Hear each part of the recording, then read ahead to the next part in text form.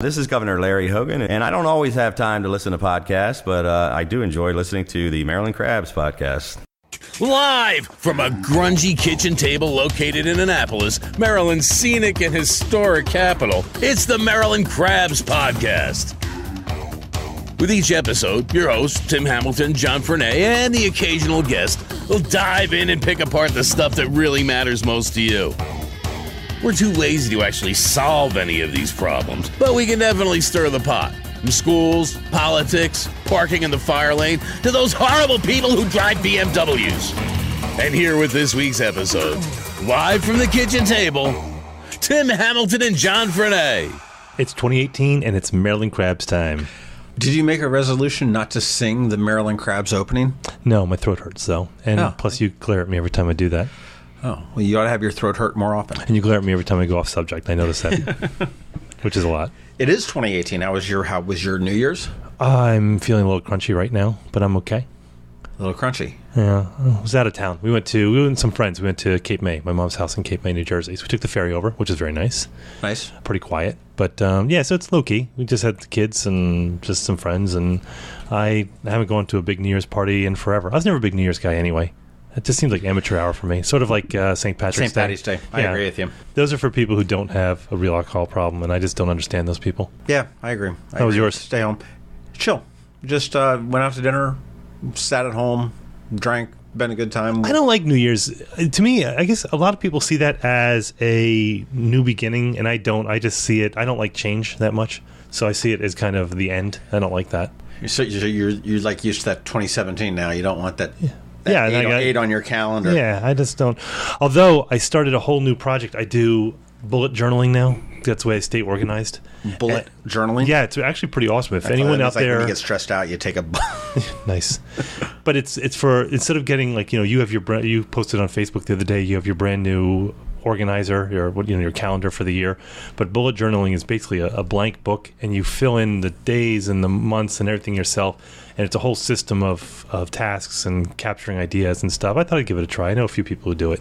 So, but it's a lot of work. So I am going into the new year with a better attitude than I generally do, because I'm going to stay organized.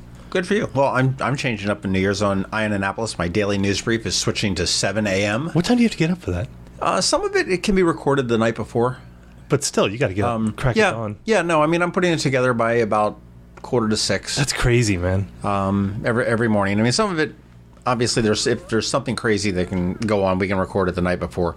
Otherwise, we will turn around and just put it together in the morning. But it's good though. You got. We got George Young doing the weather. We got Kevin Chaney doing the sports. So he's had to fight with George a little bit from DMV weather, because he wanted to have like the 8 a.m.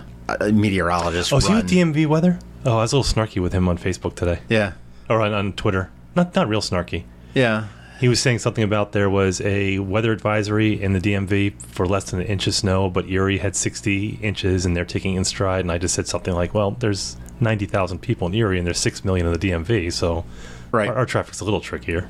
Right. He didn't respond, so maybe I didn't want to take him off. Yeah. Tell him I'm sorry. No, good guy. But he's good at forecasting local stuff, which is, Annapolis is just sort of weird. Yeah, we are weird. The area as far as the weather goes. So bubble. But he likes to get that 8 a.m. run, whatever that is, which sort of firms up all the forecasts. Right. But I'm like, hey, there's weathermen on TV every morning real early, so he's doing it the night before. And if there's something big that needs to be changed up at the last minute, we'll do it, first thing in the morning. Yeah, but I worked in TV for years, and whenever they did the morning show, which was rare, I was the 11 o'clock guy, but the meteorologist at 11, he just left the stuff for the morning guy, so they're not doing anything. They're just coming in doing makeup and doing their weather. They're not really doing right. they're not really forecasting. That is true. Well, we're kicking off the 2018 in a bang. We've got a repeat guest. Yeah, we're starting strong. We're just rehashing an old guest. Actually, he's great, and it's cool because he called. He wanted to know whether he could come back on and talk a little bit too. So that's good. That means that people are listening and everything else. And if you do want to listen, everywhere you can get a podcast, that's where we are. So we don't need to say all those other things again, but anywhere you get your podcast, that's where we are. Yeah, we challenge you to find somewhere you don't find us. And then let us know. And then we'll be there. And then we'll be there. But suggestions are always welcome. Yeah, we need them. Comments are always welcome. If you got actually got a few good suggestions today, frankly. On Twitter. No, I had a lunch with somebody, and they were talking about someone, and I'll talk to you about off mic, with the oyster recovery program. There's a new composting sort of system out there, so it actually, we got some cool things that may be coming up. Yeah, well, I know on Twitter there was a couple of people that had thrown some suggestions our way too, as well, as far as some PG to County go up ourselves. stuff. Oh no, for guests you mean? That's for guests and gotcha. for topics to jump into. So if you do have any ideas for guests, if you have ideas for topics, send them to us. You can do it at the info@themarylandcrabs.com. You can tweet at us at MD Crabs Podcast, or you can always get us on our Facebook pages or groups, the Maryland Crabs Podcast. Oh, you know what was really cool for me? I went into Capitol Comics on Main Street leading up into Christmas because Teresa's daughter is really into comics. That's Billy. And stuff Billy like owns that place. He's a great guy. And first time I went in there, he was like, "Are you John Frenay?" And I'm like, "Maybe." And it was that's a nice talk answer. And he said, thank you. He said he was really impressed, and a lot of the business people were really impressed with what we did with the elections for the city and everything else. Yeah, he said the same thing to me. I went in a couple days before Christmas to get some stocking stuffers for the kids. He's a real nice guy. Yeah, absolutely nice. So if you're into the comic book genre or something like that, head to Capitol Comics. They're real good right there on Main Street, and do that. But let's get into it today. We have Anne Arundel County Councilman that represents District 6, Chris Trumbauer, who is entering his final year of his final term in office, coming to us. And we met at his office. He's fun to talk to, actually. He's real laid back. He is. And he had presents for us. He did have presents for us.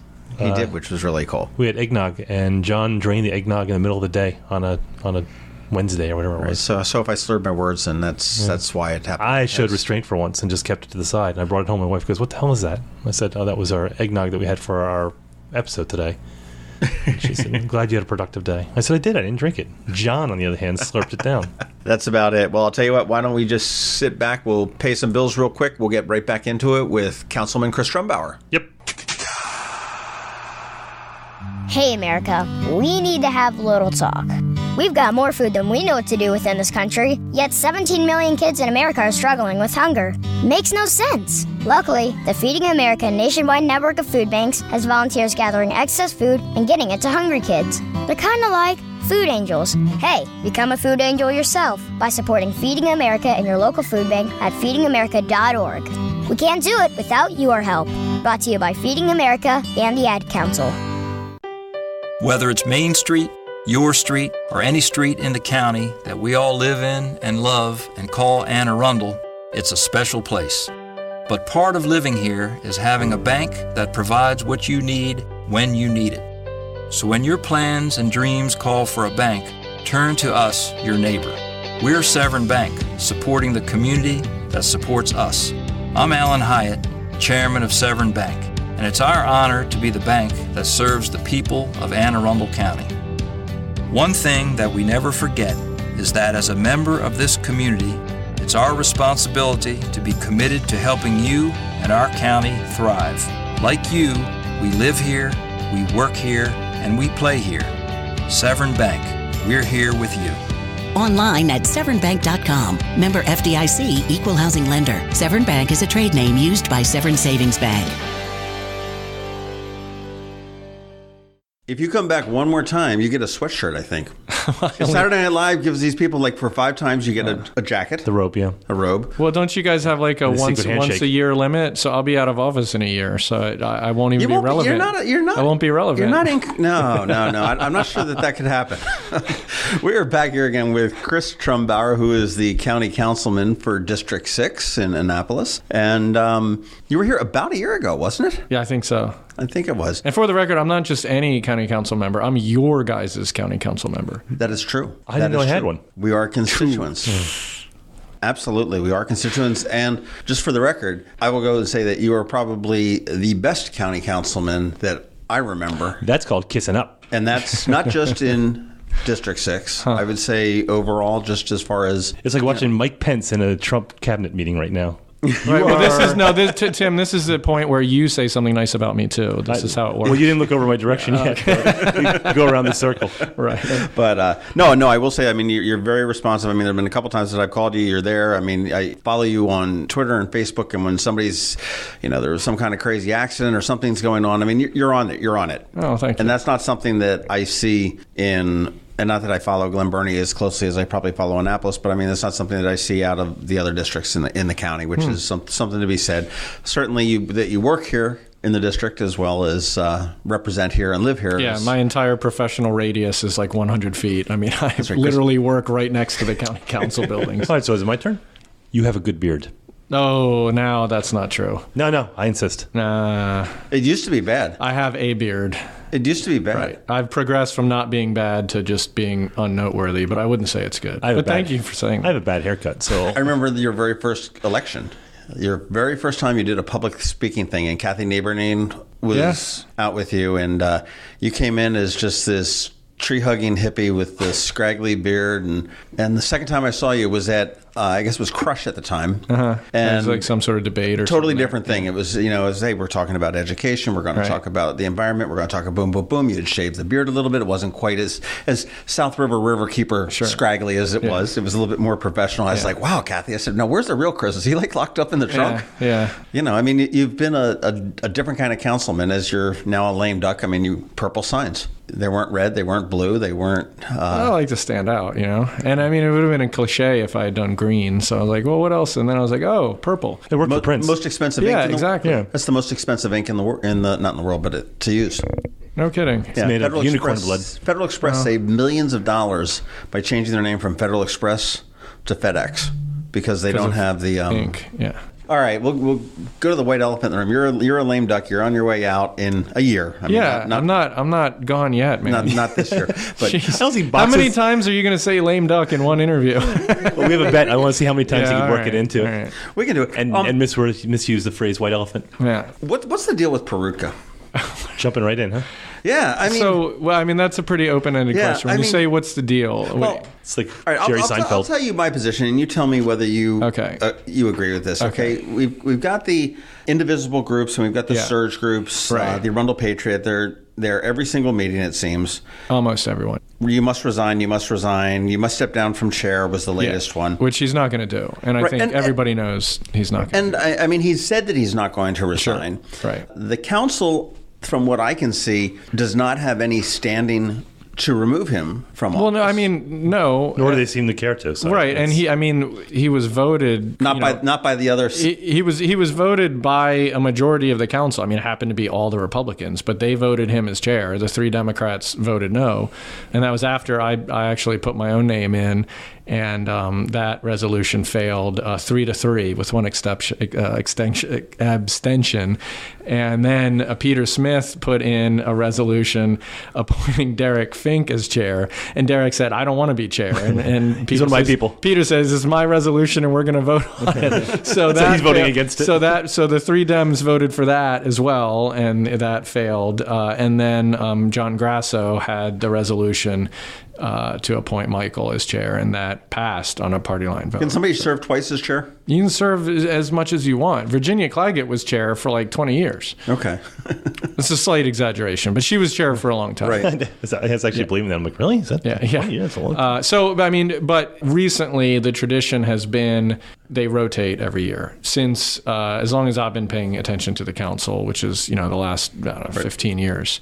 So the previous council before I was on, they rotated it among the Republicans who had control, and then ever since I've been on, they've generally rotated it. And the argument I heard, outside of the Arundel Patriot, who really have a fascination with Peruka, but they said that essentially the chairmanship is what you just said. It's a cycle. It kind of floats. So it would be odd if he wasn't chair at some point or another. Yeah. So the reason, it was a little out of character for me to put in a resolution to name myself chair, but the reason I did that is because I've been on the council for 7 years, and I'm the only one that was elected in 2010 that's still on the council that hasn't been chair. I mean, Walker's been chair a couple times, Derek's been chair a couple times, Grasso's been chair a couple times. And I'm like, look, before essentially my argument is, before you put the new guy in, why don't you let someone who's been around, who's served honorably, who knows how everything works, why don't you give me a shot? Yeah. And I made the case.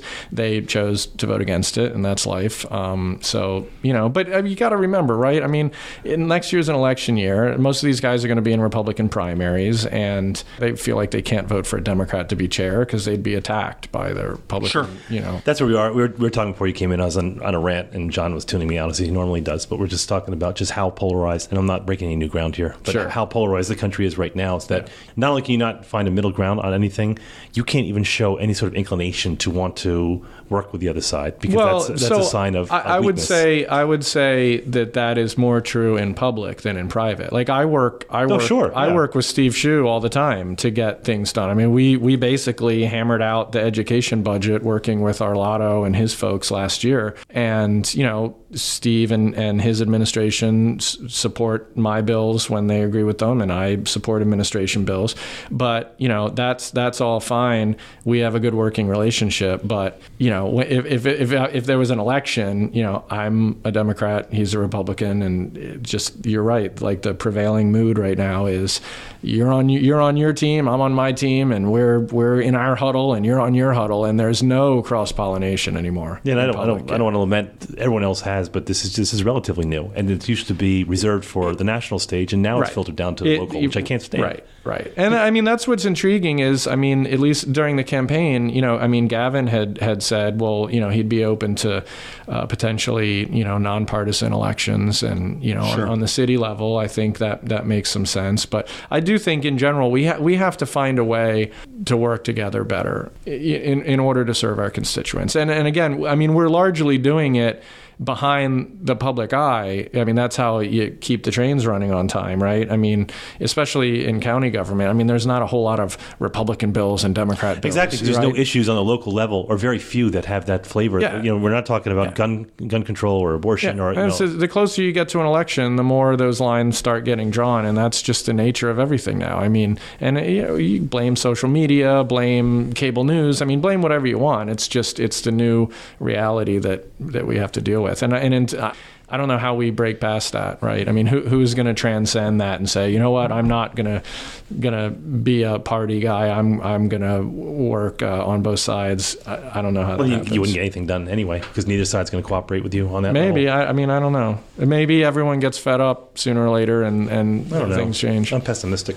But if you look at the city council, with Mike and the council, there's a rough beginning, and I think it's a rough beginning with any mayor and council, actually, because I don't know why, but I like it. There's an adversarial relationship, and it should be that way, because you should be getting some resistance, enough resistance to make it hard work to get something done. Well, that's the checks and balances. Exactly. Yeah. So I think with the last couple of years, with some exceptions, I mean, I think they got a good amount done. I mean, they kept, like you said, the trains were running, the streets were getting paved, everything was getting done. I mean, when you get into campaign, you talk about the infrastructure falling apart or the major problems. But all in all, I think Mike and the rest of council worked together relatively well. And I think, if you look at the Democratic city and Shue for the county, I think there's been great cooperation, especially in the opioid fight.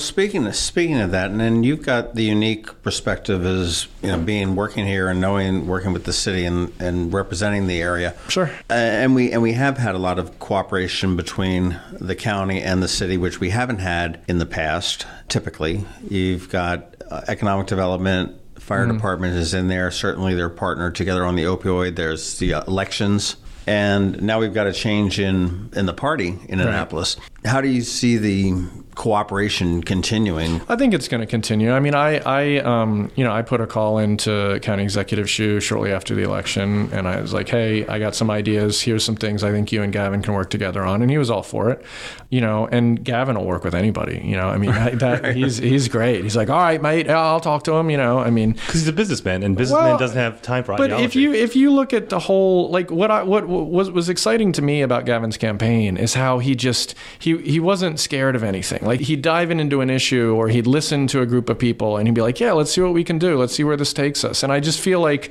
he's ready to try some new things and probably get some lumps along the way. Like, look, does anybody think that Gavin's not going to make some mistakes? I mean, I'm sure he's going to make some mistakes, right? Probably made a dozen already. Yeah, we don't even know about, right? But my point is that's okay, because he's kind of endeared himself to the electorate. He's put himself out there as the kind of person who's going to maybe make some mistakes, but I feel like he also has a really strong vision for the city and the future, and I think people are willing to go along for the ride. Well, one thing I've heard for years is that Annapolis, and I don't want it to be totally centric to Annapolis, but I mean, it's a big part of your constituency, is the fact that it's based on the culture of no. It's, can we do this? No. Yeah. Can we paint a mural on tsunami? No. Right. Is the initial answer. Can I put a new awning overneath, the Fox's Den? No. Yeah.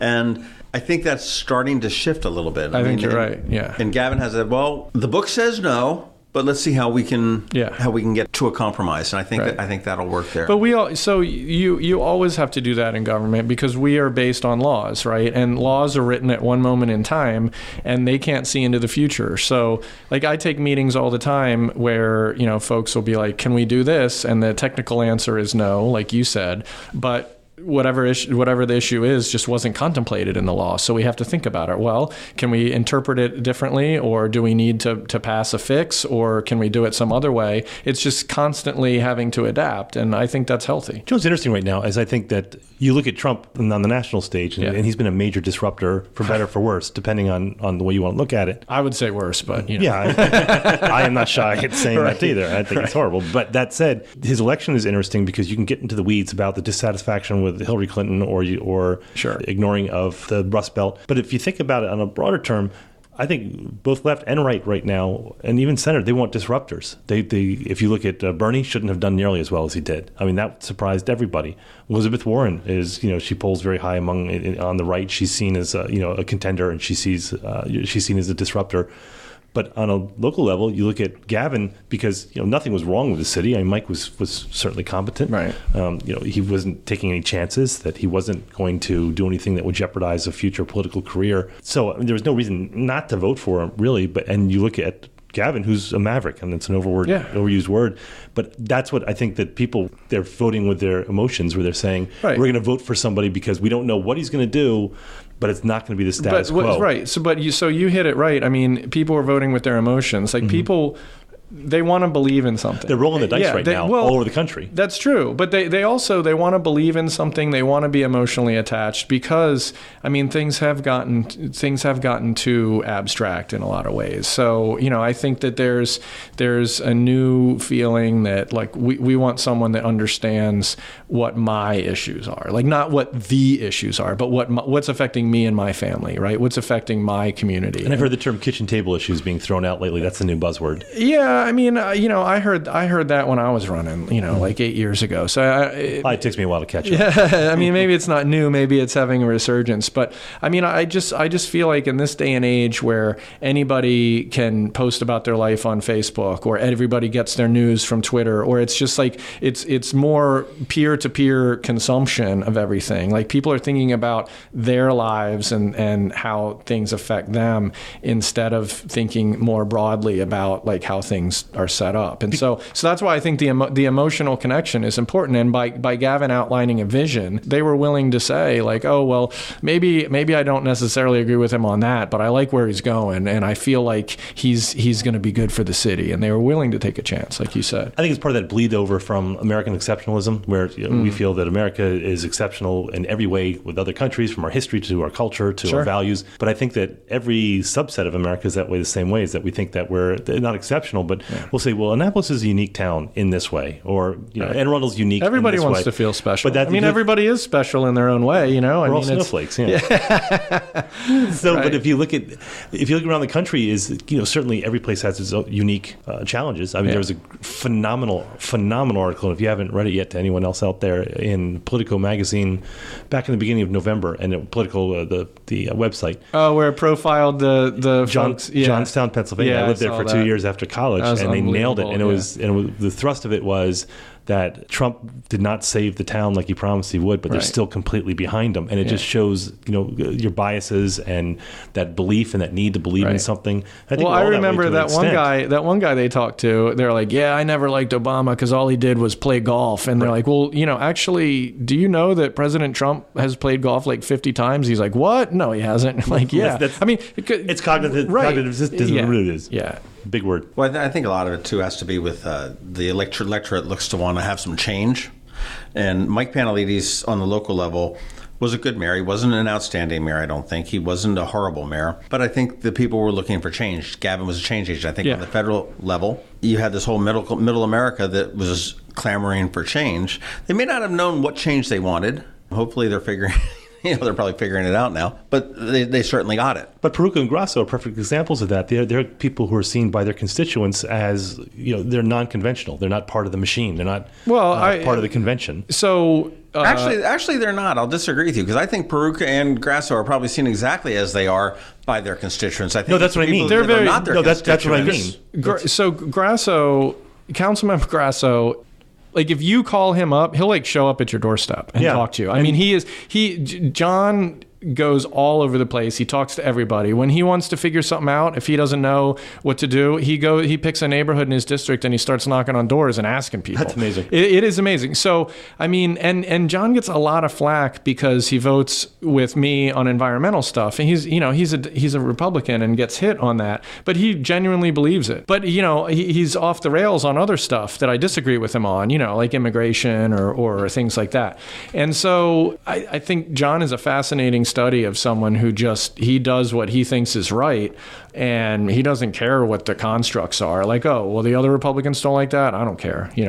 I think that's a good idea. I think Jerry Walker's like that to a degree as well. Yeah, to me, a little bit more subtle. I get along with Jerry great on a personal level. I mean, him and I politically are opposite, but Jerry is in my mind, he's a traditional retail elected official. I mean, he goes to all kinds of community meetings. He's everywhere.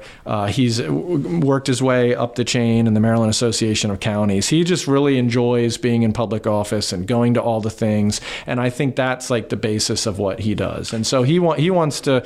No secret, Jerry's got ambition. I mean, he's running for House of Delegates now. Who knows what he thinks he'll have in the future. But, he's to me more of a traditional retail politician. He just likes going to stuff. So it's interesting, now that we're thinking about, or now we're talking about this, I hadn't thought about it before, but if you talk about the political differences between someone who lives in, say, Boston or New York, which are going to be relatively liberal areas just because most urban areas are, because you live together and cooperative. Yeah. And so you're going to have more socialistic views or more left-leaning views, where you have that sense of independence if you live in like Iowa or in the Dakotas, because you have to be somewhat self-reliant because you're living on large plats of land. That said, the fact that we have such a sharp divide ideologically within a small geographic area, which is Anne Arundel County. Sure, South County is rural, but North County certainly isn't, and they're much more conservative. They kind of buck that trend.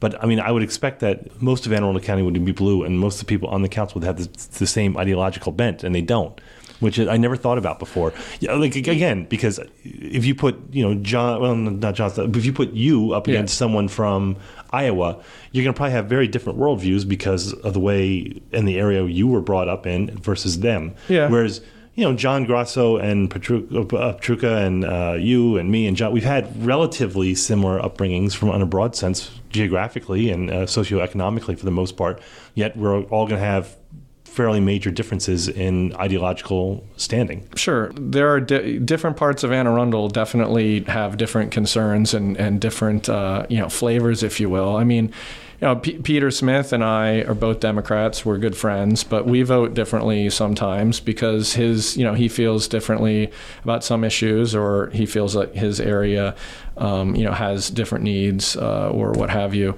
But if you look at the numbers, last I looked, there's more Democrats in Anne Arundel than Republicans, I think, and in District 2, where John Grasso's been elected twice, I mean that has a Democratic registration advantage for sure. But obviously, not all of those folks are voting Democrats. Probably a lot of them maybe were Reagan Democrats that haven't voted for a Democrat since then, I would imagine. But I think the county's changing. Like West Virginia. I think the county's changing. I think that what we're seeing is going to be, some change in demographics, but also, as the younger generation becomes more influential politically, and all these 18-year-olds that just got the right to vote, and they're going to play a big role. And what we saw, I think, in Annapolis and in some elections regionally recently is the younger generation is paying more attention now, and they are coming out to vote. So, things might be different in the future. We saw that in Alabama, where the youth vote not as big as the black vote. Yeah. That made the difference. I think you had a 38% turnout, I think, in the black vote in Alabama, which was huge for Alabama. But during a special election, there wasn't even anything else on the ballot. Yeah, and that was an extraordinary situation. Yeah. But if you look at the voting structure, it may give you either it's a fluke or it gives you insight into the way the midterms are going to go. I'm not talking about Democrat or Republican. I'm just talking about who's voting. And is it going to shake up our notion of what midterm voters are going to do? The conventional wisdom is a lot of folks aren't going to take things for granted anymore because no one expected Donald Trump to be elected, but he was. And no one expected Bernie to come as far as he did, too. People overlooked that, but that was a pretty big deal. Right. We also look at, what was it in Virginia that they just had a tie? The recount came to every vote counts. They're going to have to draw straws. Yeah. There's a number of races that have been like that. We look locally again here. Mayor Panelides won by 59 votes or whatever it was back then.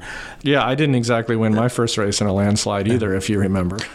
That's true. Well, you were going your first race. You did have a primary. You were going against Chuck Farrar, right? And Chuck had been appointed. He was the appointed incumbent. Yeah. When Josh had abdicated. Right. And then you ran against Doug Burkhart. Yeah. Who is Preserve Annapolis now in the general. Yeah, I think I won by 46 votes or thereabout. Was it that close? It was very close. They had to do the canvassing of the ballots and everything. Oh, really? They didn't declare me the winner for like a week after the election. And then the general was not close. See, I could have told you were going to win that one because Kathy Naberdeen doesn't lose elections. She was working with that's her claim to fame. She said she doesn't lose. She hasn't lost one yet. Oh, well. I haven't lost an election. You're undefeated. I am. 1-0. Yeah, that's it. 1-0, 1-0. Yeah, I retired. Hey, looking forward into the county, and obviously you're going to have a successor. It's either going to be Mike Christman, I understand, is on the Republican side. Scott Schaefer, I believe, will be running in on the Republican side. You've got Scott McMullen, who has the Annapolis Scott Schaefer podcast. He's going to run as a Democrat, as well as Lisa Rodbean. I wanted to make it about me there. Whoever is the winner here, what do they need to look out for the district? Well, to me, the most pressing issue that's coming up is the growth and development plan called the GDP, and then shortly after that, I hate that acronym because I'm sitting here going, gross domestic product. This doesn't make sense. Yeah. So a lot of other counties call it a comp plan, a comprehensive plan, or you can call it whatever you want. Our county calls it the GDP. I want to call it Kevin. Yeah, you can call it right. It's like your pet. Right. And then so after that generally sets the land use across the county, and then after that you have the comprehensive rezoning, which is where they actually zone individual properties all across the county. And so that was a very big issue when I ran 8 years ago. It's coming back around and that has to be done, every 10 years? Is that? It has to be done every 10. We just passed a bill that once we do the next one, it's going to be a 6-year cycle instead because we felt like 10 years was got out of control. Yeah, and it just puts more pressure on, So that's going to be the big issue, and it's complicated for the Annapolis area for District 6 because, like you mentioned, about half the district is city residents and the county can't control city zoning, right? So city's doing its own development, and my understanding is they're going to do their comp plan soon too. And so, the county is looking at its long-range goals and visions, and you have to reconcile, okay, well, we want to protect, the character of our communities, but we also want to adjust to the times, and that's not an easy proposition. So I think the Crownsville Hospital Center, the recent, city developments like Crystal Spring and other things, those are all going to be hot button issues, starting today, going forward through the election and beyond. Well, you just mentioned the Crownsville Hospital Center, and that's also on my list with the Bayhawks proposal. And for those that are listening that are not familiar, the Bayhawks are proposing in the most simplistic terms, taking over the state hospital at Crownsville, which is a former mental hospital, the county fairgrounds, and developing a sort of a recreation complex, including a stadium for the Major League Lacrosse, an amphitheater for events that would be held at the fairgrounds, and 20 some odd recreational fields for football or soccer or baseball, whatever it may be needed, and intertwining paths and hiking trails through into the golf course through Eisenhower, which the county now owns. I bought that from Mayor Panelides last term. What are your thoughts on that whole project? I mean, it's certainly ambitious. I can see a lot of pluses to it. Yeah. I can see a lot of negatives. Is there a dollar amount tied to that? No, I mean, not an accurate one. Not really. I think they're talking like $200 million. All right, that's the number I was looking for. So my general thoughts are, well, let me preface it by this. So we've been talking about Crownsville for a long time, and so I've always said that there are a few conditions that I think whatever happens there should meet. Number one, I think you have to preserve the environmental, the sensitive environmental areas of that property, and also preserve some attachment to the cultural history. The history of the past. I mean, it's important, right? We don't want to level that whole place and turn it into a Walmart or something. Well, there is an African American graveyard from some of the patients that were there. Correct. On the other side of 97. That are there. Yeah. And for those that are listening again, Crownsville, is that entirely in District 6 for you? Yes. Okay, so this whole complex is within District 6. Yeah. But then the other things are, I think that it should protect the character of that community, which would include not putting a ton of new traffic there and overwhelming the infrastructure. And the third thing is, I think that it should have some public benefit to the county or to county residents. And so, those are my kind of three things. And if you apply those three things to the Bayhawks concept plan, it's conceivable to me that you could make that work in some way to check all those boxes. The current plan they have seems a little overboard to me, frankly. It seemed that they came into it pretty unprepared. When they're meeting with the community. So what are you going to do? Well, we're not quite sure. I talked to them a little bit about that, and I recently reached out to the Bayhawks folks, and I suggested that they should do some more outreach to the communities in particular, But I didn't know about the details of that project until right before that meeting. They had come in and met with me like a few days before, and so I was very appreciative to kind of get the sneak preview there. But I said, community's going to be worried about traffic, community's going to be worried about the environmental impact, and those are something you're going to have to address. And I talked to them about preserving the attachment to the cultural history and the African American cemetery and all that. We had a good conversation, but I think they have a lot more work to do on that plan to make it more compatible with the Crownsville community. And also the part that doesn't quite make sense to me is the Bayhawks are, by all accounts, a fairly small entity. I mean, it's not like they're the Baltimore Ravens or the Baltimore Orioles. I mean, so I'm not sure why it makes sense for them to be the overseer of this big development plan. I think what I mean? I think there's some ego going on in there, number one. I think because it will be the first stadium built specifically for Major League Lacrosse. Every other Major League Lacrosse team is playing in Navy Marine Corps Memorial Stadiums or some other... Well, there's a reason for that. I love lacrosse too, but they're just not driving those crowds. Well, it is. I mean, they're not drawing 20,000 people to their games. Yeah. And so that's obviously it's a smaller stadium. And I was speaking with somebody who was somewhat familiar with the thing, and they said, well, they're looking to operate the entire complex as the county would own it. And lease it to them. And lease it to them on a long-term lease, and they would be the operator. Right. And the county would actually be able to move their Parks and Rec department into the full thing when it's there, and the county would be in charge of scheduling the fields. And that's where I think the money for the county would come in, is when you have like these state traveling teams that are throwing a soccer tournament one weekend. Yeah. Well, and I mean, to be honest, the part of the plan that I'm most intrigued by is the community fields. I mean, I think that there is a need for that. Somebody in the Capitol Ed wrote an outstanding comment, and I didn't, I rarely say that. But they said, what we've done is we've taken our schools, we've overcrowded our schools, and we've taken our fields and made them little trailer camps. Well, we don't have enough fields. I mean, that's clear. I mean, all these different sports teams and the after school clubs and everything, like they don't have places to go. And I have been to other areas, like in Montgomery County, they have a big soccerplex, and I've heard there's other things where they have these areas where you can have big sporting events for the youth sports, and like that's interesting to me. If the Bayhawks get a stadium, if that works out, that's fine. I have nothing against the Bayhawks, but I've never been to a game. I've talked to some people that do. They like it, and that's fine.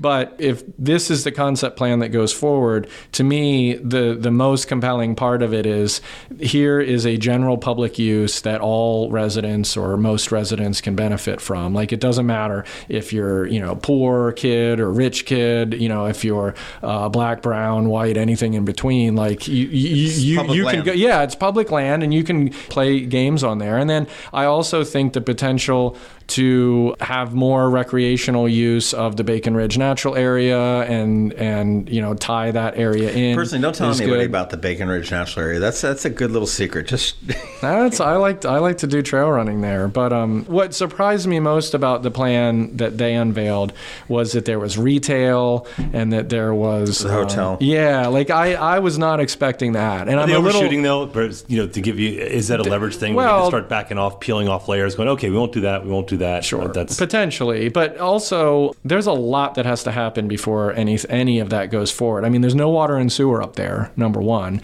they have to work out however this is going to work with, I presume, Maryland Stadium Authority and the county and the state and everybody else. Owns the fairgrounds, I believe. Yeah, and Department of Health of all people owns the State Hospital Center. Well, that makes sense. So. Yeah, they don't want to own it. Believe me, they want to get rid of it and give it to like General Services or anybody else. But and I did get into an argument a discussion with somebody about traffic, and they're saying, "Oh my God, can you imagine what it's going to be like with the Ren Fest?" I said, "Well, if the Ren Fest is going to be the Ren Fest." I said, "But you look at the schedule. The Bayhawks are done. You're not having any high school football team, playoffs or any major sport things are happening." Yeah. So I said that's probably the slow time that from September through November for this thing. But you're right. So the question on the traffic is, okay, well, are you going to tie into 97? Well, if you can, then hopefully that's the big exit and entrance. But then on the other side, I guess it's a double-edged sword if you tie into the neighborhood roads, because if you don't, then if someone that lives near there wants to get to the fields, do they have to drive all the way out to 97 to come back on?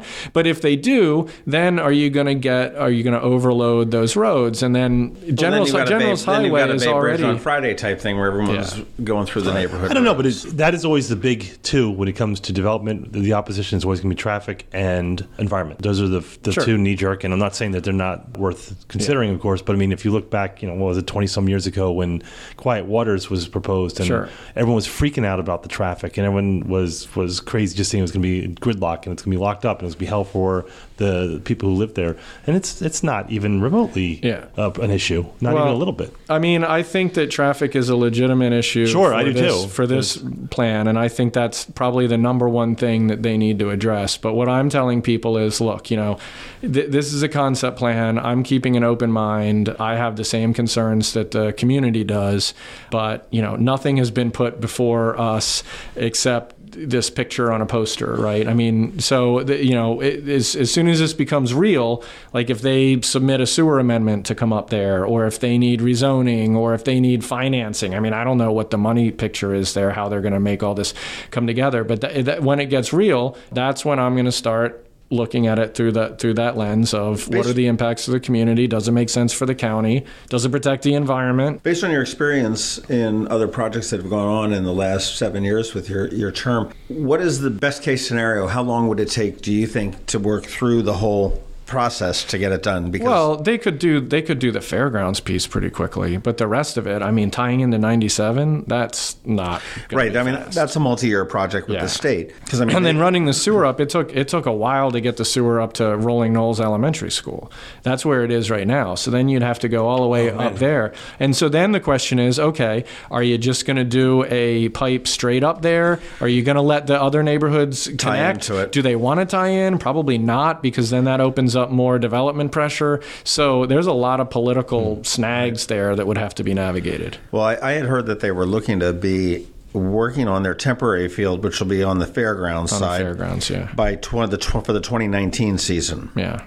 And that 2021 or 2022 to have a stadium. So, I mean, that's realistically, that's 4 to 5 years to build that stadium, those 20 fields and stuff like that. And that just seems very aggressive to me. It does. And I mean, I just think that, and I've advised them this, I think that they need to do more work on the community side to get out in those neighborhoods and talk to the Crystal Spring people. Well, right. I mean, yeah, just like have real conversations. Say, look, what are your concerns? I mean, it was good that they had that public meeting and they were able to kind of show everybody the plans, but that kind of invites that scenario where someone stands up and says, I hate this, and then everybody else joins in, because it's you now have an audience to showcase your concerns. And supporters never show up. I mean, you're going to have like a 10-1 people against. But my point is that format doesn't allow a dialogue, right? Sure. So if you went, and I'm going to pick a neighborhood at random, if you go and you meet with the Epping Forest Community Association with their board of directors, and you say, okay, here's what we're thinking about. What do you guys think? Okay, well, how can we address that concern? I mean, that's a conversational dynamic that you can't have in a room full of 200 people. That's a good point. I never thought about that, because those public hearings always devolve. I know the informational sessions that I've seen in Eastport, not that they're uncivil, but to your point, right, people have an opinion and they're not there to discuss it. Right. But it is important to have some forum where everybody can get the information and feel like that it's open and transparent. So I think you do need that, but I think you also need the more conversational meetings where you can talk about it, and it's almost like having a focus group or something, right? Do you think your district has more of these issues than the other districts in Anne Arundel County? Where I think that just because the ones that we location. do have are more complex because we have City of Annapolis. Right. I mean, so I'm like people bang me up all the time about Crystal Springs. Why haven't you stopped Crystal Springs? Well, I can't. I mean, it's a city development project, right? I mean, I've expressed my concerns. I have tried to reach out to various parties and see if there's any opportunity for compromise. And people say, well, why don't we just buy it with program open space? Well, I'll tell you why, because the owner won't sell it to program open space. You can't take the property over. I got fired up. It was a couple years ago. I think I fired you off an email to you. And it was because I was reading an article, and it was Bob Burden with the chamber, and it was someone else. I can't remember who it was right offhand, but they were quoted in the paper saying that the project with Crystal Spring, that they felt that people who did not live within the city had a disproportionate voice as opposed to those people that are in the city. And I got fired up because it was a very disingenuous statement. Yeah. It's because, for people who don't know, because we blathered on about it a bunch of times, it's along Forest Drive, which is part county, part state, and part city, and the development would be within the city, but it would impact people who live in the county, who live on the other, who are separated from the county proper by the city. So any decision made by the city council was going to directly affect people who lived in the county, and they had and county infrastructure, because it is a county road. So that's when I think I fired off an email, because I think you have the Annapolis Neck Federation is supposed to address that, and they fade in and out of existence and relevance, and to address issues like this. But belying my point before, where I said everyone thinks they're exceptional, we are exceptional in this way, and your district is that you have the city to contend with on projects that county residents don't have a say in, and what they do affects county residents. Right. And one of the things I've been talking to Gavin about is forming some sort of cross-jurisdictional, advisory commission, because then, and this would look like something like maybe you have the Department of Public Works directors for city and county, you have the two police chiefs or their designees, you have some roads people, and then, put some regular citizens on it, put a couple city residents, a couple county residents, and have these folks meet, whenever, bi-monthly or quarterly, and give them an actual role to advise on issues. Like if we're talking about city developments that are on the Forest Drive corridor, or if we're talking about schools issues in the city. I mean, the counties control the schools, but there's some schools where probably 99% of the students are city residents. residents. So there's a lot of those types of cross-jurisdictional issues where it's too easy to say that's a city problem, that's a county problem, and let's just scrap that and let's get people working together to try and have some communication around that. And he seemed open to that. I think it's a good idea. Yeah, because whenever you talk about merger, the police or the fire department, and that's not just cost. That's a lot of that's probably logistics as well. And so that comes up every once in a while, and a lot of times you're going to get pushback from the city because they don't want to cede control of I get it. Their stuff. Yeah, I do too. I think some collaborations and mergers make more sense than others. But if you're not going to merge, then you have to have that vehicle that you were talking about. You got to be able to talk to each other. It's an either or. It's either you merge the services, or you have some sort of device that allows input into to let both sides do their jobs correctly in ways that when it affects the county or the city, because you don't have that. I was telling John a story. There was an incident on my daughter's school bus last year, and there was a fight. And then there was a separate incident, but the fight occurred within the city, and the other incident happened at Hillsmere Library, which was the county. Yeah. So we had to wait there for both police departments to show up because that is a unique situation. But talk about construction, Crystal Spring. You talk about Lytle, which is going in like right on the line, all the way down Forest Drive. That is county. Lytle's county. I think that Starbucks is city. Yeah, see, and they'll be right next to each other, but they're going to be across the line. It's a line on a map, but nobody knows. Nobody cares, right? They just So I think empowering people and getting some county-city partnerships and interaction is going to be really helpful in that. Looking forward, what does the county need to be worried about? Looking forward in the 6 years, and specifically, the opioid issue is one of them. Yeah. And I will say, for all the differences and disagreements that the county executive and I have, I mean, he's doing a great job on the opioid Tim and I have said this too, and I think Panelides did an outstanding job with it on the city level. I think Shu is doing a great job with it on the county level, and I think Hogan is doing it. I mean, you look at the safe stations. I mean, that's a program that's lauded across the state. And when Shu first announced his programs, I was a little worried. There was a little kind of law enforcement chest thumping there, but it's since then he's totally put emphasis on the treatment and, like you said, the safe zones and everything else. So, from the police chief on down, I think the county has a systemic approach to this, and there's no silver bullet, but I think we're trying to do the best we can. Yeah, we said the city, the county, and the state, by and large, have really been leaders in the country when it comes to the way to address this. It's really been impressive. I actually got trained on Narcan. Did you? I can give a naloxone shot. Yeah? Do you have it with you?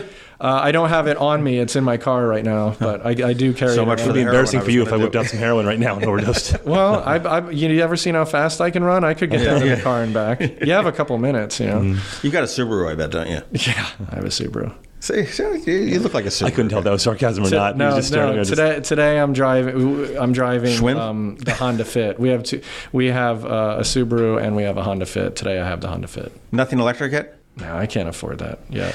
When the price comes down. Elvia Thompson is saying, you got to go electric.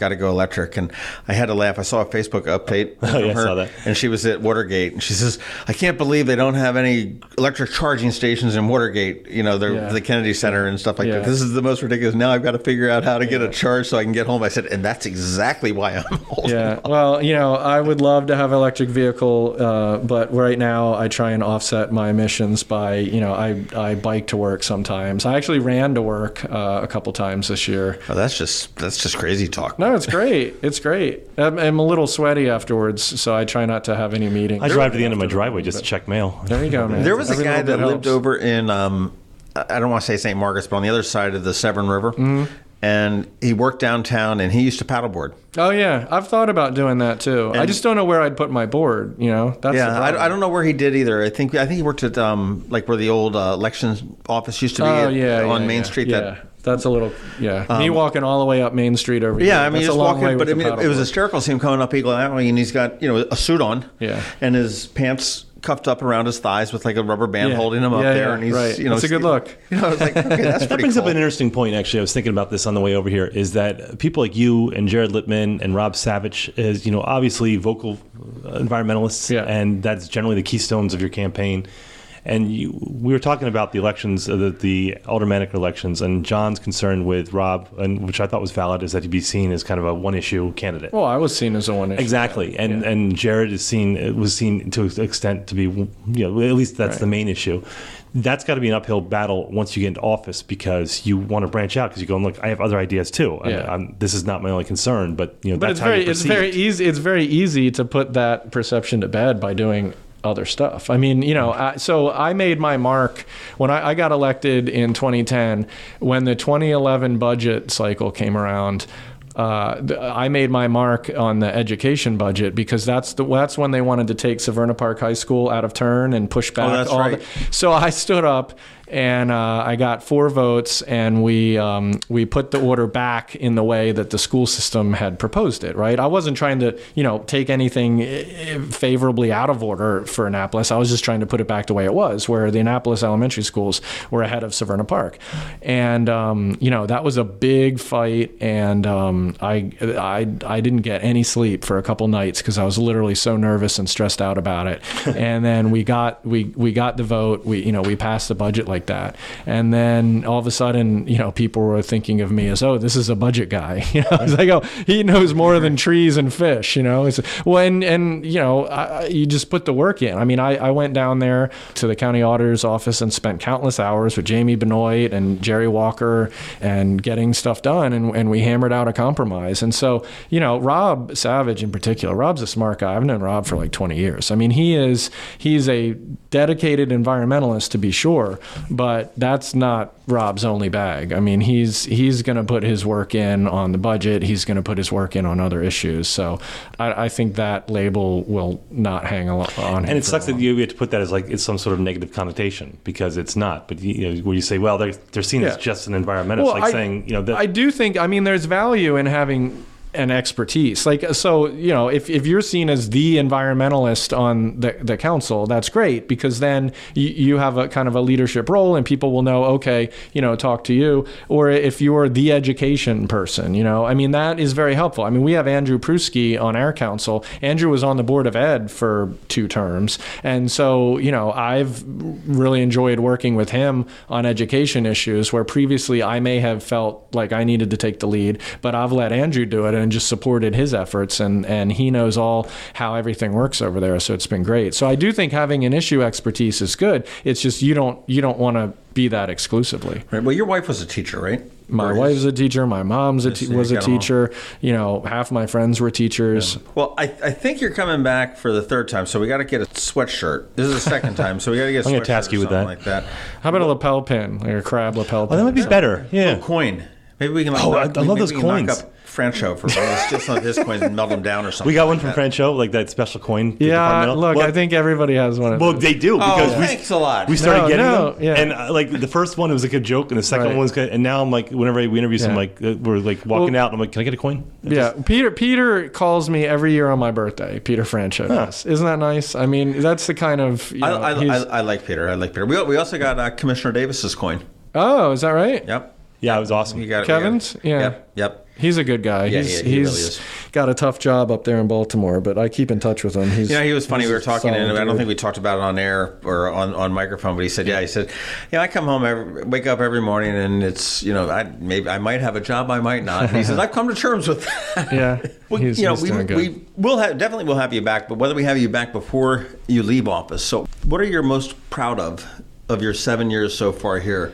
I mean, you just talked about schools. I know Rolling Knolls was rebuilt under your tutelage. So I've seen a number of schools in the Annapolis area rebuilt, and that's probably, I would say, going to be my legacy that I'm most proud of, because those are going to be here for 30, 50 years, right? And that's Rolling Knolls, that's Green Street or Annapolis Elementary? And that was started before me. So that Did you get your name on the plaque, though? I think the construction started. So what they do is, I learned this, they put the name of the council that was there when construction starts. Okay. And so that project, Josh Cohen gets a lot of credit for that project, because he's the one that kind of saved approved it. But I got the funding in the budget. Gotcha. So the construction started when I was in there. And then the big renovation for Mills Parole, West Annapolis, Rolling Knolls. Sorry, West Annapolis. We're going to break ground next year on Tyler Heights, and that was another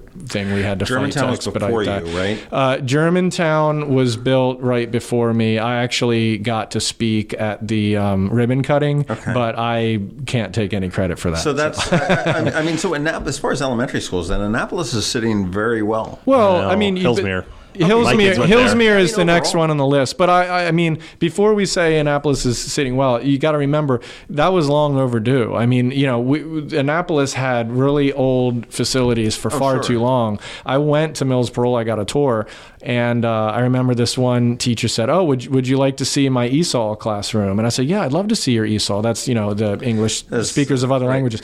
So she takes me, and she's got this weird smile on her face, and she takes me and she opens up the door to like this, what can only be described as a closet. I was like, sorry, this is the closet. And she's like, yup. And she's like, okay, I get it. So, I mean, there was some serious infrastructure needs. So upgrading the Annapolis schools certainly, I think, is a big legacy that I'm proud of. And then the stormwater program that we put in, I guess, back in 2012, that is another thing that I think was contentious at the time. It's now regarded as one of the best programs in the state. Eric Michelson, who I think is really taking that program. He's set up a grant program, some private-public partnerships, and we're doing work all across the county, helping communities, helping the environment, and a lot of local jobs came out of that too. So I think that's another thing I'm really proud of. But then really, it's going to be little countless things of helping constituents with what might be considered to most people a minor problem, but was a big deal to them. It's the biggest thing. Nobody ever knows about it, and nobody ever hears about it, and that's fine. But that's the kind of thing that's very rewarding. Well, you had Killer Edmund too, huh? She was you just lost to the city. Janice is the other half of Team Trumbauer for District 6. She was amazing. She's through the end of this year, and then Gavin gets to have her be the head of constituent services, as well as I believe the ombudswoman for the city, which is great. Oh, really? I didn't know that. She'll do great. And actually, that was one of my recommendations to him early on. Is the city needs an ombuds position because you should just be able to contact one person who kind of knows everything and can serve as an air traffic controller and be like, oh, you need to talk to the planning and zoning. Oh, you need to talk to neighborhood programs. You need to talk to these people, and really can help facilitate those. And Janice did a lot of that working in District 6, so I think she's going to be great. I think oftentimes with municipal government and local government, it's not dealing with the government agencies. It's a pain. It's learning how to navigate it. Yeah, it's impossible. You go to the websites of any of them; they're just unhelpful because you don't know where it's going to fall under. And I'm in a great position now because I've got Janice over in the city, and then I've got great relationships with Speaker Bush, and so city, state, my constituents call with a problem, we can put them in touch with any layer of government. Well, I'll tell you, it's a hell of a legacy. We will see you hopefully before you are leaving office. But again, thank you very much for taking the time and offering up your wonderfully comfortable conference room. This is a great conference. There's no echo. There's no... It's nice, right? It's very nice, but good to see you again. And, here's to a good 2018 for everybody. Yeah, I hope so. Thanks, guys. Always a pleasure chatting with you. You too. Cue theme song. This has been the Maryland Crabs Podcast with Tim Hamilton and John Fernay. Sure to follow them at all the regular places, Facebook, Twitter, YouTube, and online at themarylandcrabs.com. Take a moment to rate us on iTunes. Now, get the hell out of my kitchen. Seriously. Go! You're still here? It's over. Go home.